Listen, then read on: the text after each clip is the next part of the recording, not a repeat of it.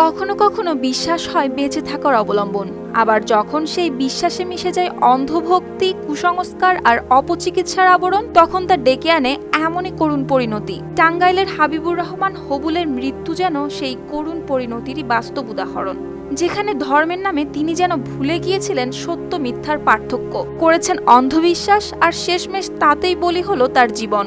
টাঙ্গাইলের সখীপুর উপজেলার কুতুবপুর গ্রামের হবুল 2017 সালে মুরিদ হন দেলদুয়ারের কুন্নি এলাকার পীর মিঞ্জু শাহের। পরে স্ত্রী মিনা আক্তারও মুরিদ হন সেই একই পীরের। এরপর ধর্মীয় চর্চার নামে তারা ধীরে ধীরে শিকার হন পীরের ভয়ঙ্কর অনুশাসনের। গেল 22 জুন হবুল হঠাৎ অসুস্থ হয়ে পড়লে তাকে নেওয়া হয় ময়মনসিংহ মেডিকেল কলেজ হাসপাতালে। কিন্তু চিকিৎসার মাঝেই পীরের এক ভক্তের কথায় 23 জুন বিকেল 4টায় হাসপাতাল থেকে চিকিৎসার জন্য তাকে আনা হয় পীরের দরবারে। আর সেখানে চিকিৎসার নামে ঘটে এক ভয়ঙ্কর কাণ্ড। হবুলের মাথা ন্যাড়া করে 1001 বার চুবানো হয় পুকুরের পানিতে।